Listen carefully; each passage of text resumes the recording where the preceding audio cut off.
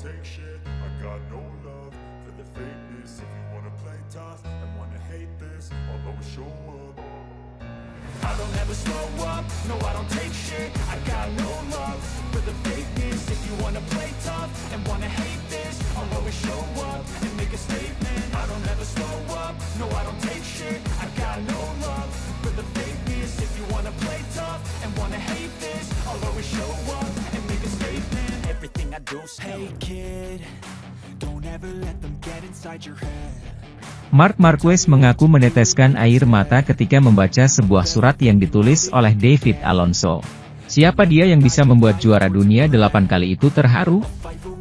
David Alonso merupakan juara dunia Moto3 musim 2024. Pembalap 18 tahun itu memang dikenal dekat dengan Marc Marquez. David Alonso dan Marc Marquez kerap melakukan latihan berdua. Tak heran jika rider Kolombia itu menyebut Baby Alien sebagai mentornya. Lantas, kenapa Marc Marquez sampai meneteskan air mata? Malam sebelum didapuk sebagai jawara Moto3 2024, David Alonso ternyata menulis sebuah surat. Isi surat itulah yang membuat Marquez tidak bisa menahan air matanya jatuh. Saya sangat menyukainya, dan saya senang dia, David Alonso, juara. Terutama dengan suratnya itu, dia tidak menangis saat membacanya. Namun, air mata saya mengalir di wajah. Kami sedang berada di kantor Gresini. Sementara anak itu membacanya dan tidak menangis, ungkap Marquez. Marquez juga tak lupa menyanjung Alonso bahwa dia memiliki harisma dan sangat giat untuk belajar. Dia, David Alonso, memulainya dari bawah. Dia terus bertanya, belajar sepanjang waktu. Apa yang perlu dilakukan untuk lebih baik? Dia mendatangiku untuk meminta nasihat. Dan ya, dia mendapatkannya, tutur Marquez. Jadi sekarang dia perlu menikmati kemenangan juara Moto3-nya. Jangan memberi tekanan kepada anak-anak. Maksudku dia akan pergi ke Moto2 tahun depan, membuat kesalahan itu wajar. Saya berharap dia bisa menjadi juara dunia pada masa depan, harapnya. Lalu, bagaimana isi surat yang ditulis David Alonso? Berikut isinya, kurang dari 24 jam lagi, ini sudah malam, dan saya merasa ingin menangis.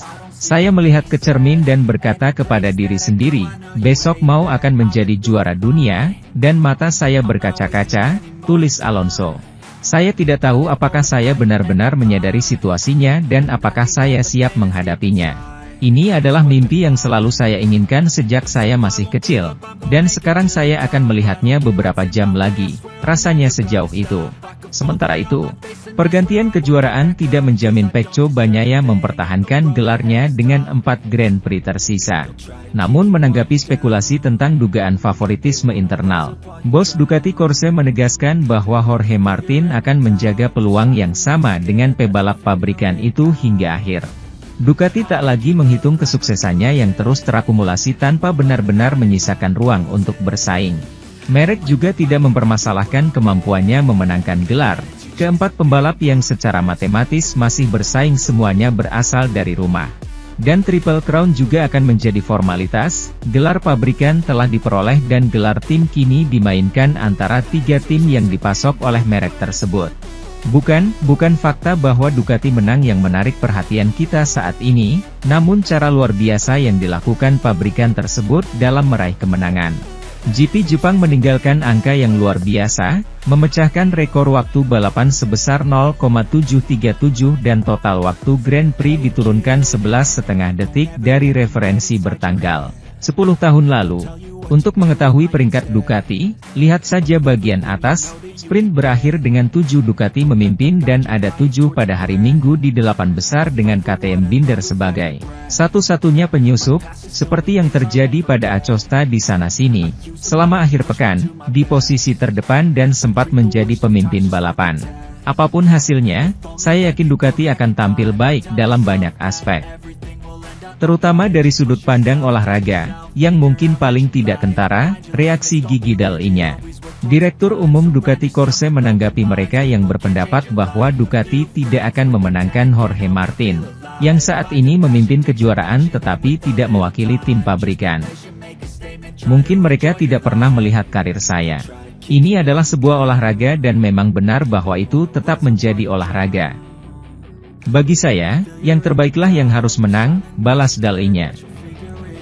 Alex Crivillé, Santi Hernandez, Paul Espargaro dan Martinez Aspar menganalisis bagaimana gaya berkendara Marc Marquez berubah bersama Honda hingga kini bersama Ducati. Setelah karir yang panjang dan sukses di Honda, tahun ini Marc Marquez melakukan debutnya di tim Ducati, tim Pramac 2023, yang memaksanya mengubah cara berkendara.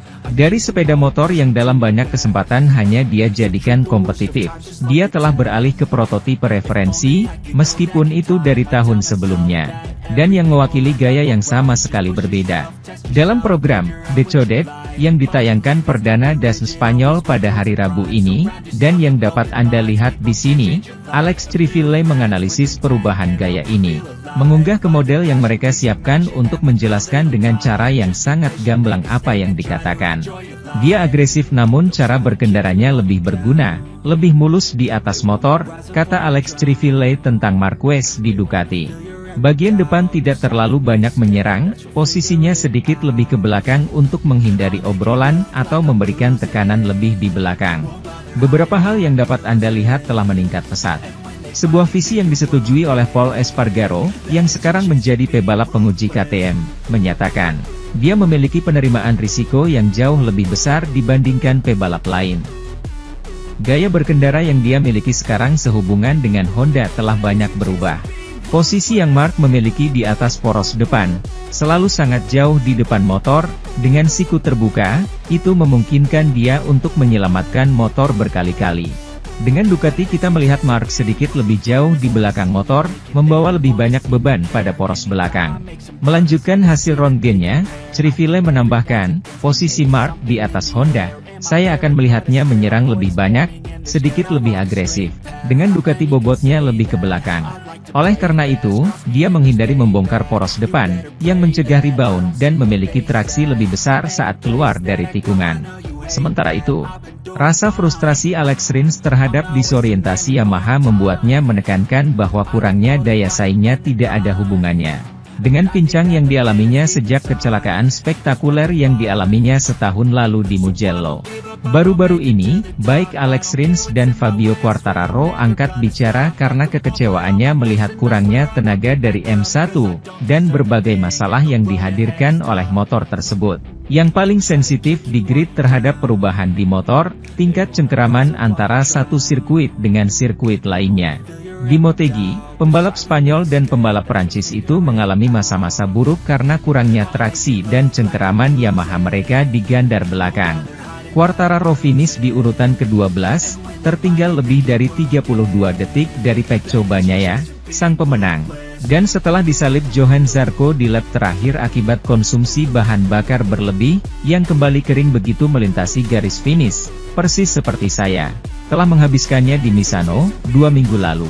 Kasus Rins nyaris lebih parah karena ia finish kedua dari belakang, tertinggal lebih dari 40 detik dari Bagnaia dan hanya di depan Remy Gardner, pebalap SBK dunia pabrikan Iwata, yang berpartisipasi di Jepang sebagai tamu. Pembalap Katalan, yang biasanya adalah pelari yang banyak bicara dan memiliki selera humor yang tinggi, tidak terhibur dengan waktunya di Jepang. Selain dari hasil itu sendiri dan perbedaan yang memisahkannya dari kepala, juga karena semua itu bisa membuat seseorang salah mengira dan mengira bahwa penyebab kurangnya pukulannya bukan hanya karena prototipe yang dikendarainya. Rins jelas mengalami pincang sebagai akibat dari cedera yang dideritanya tahun lalu pada pergelangan kaki kirinya ketika ia terjatuh di Mugello. Dan hal ini membuatnya melewatkan lebih banyak balapan daripada yang ia ikuti, 8.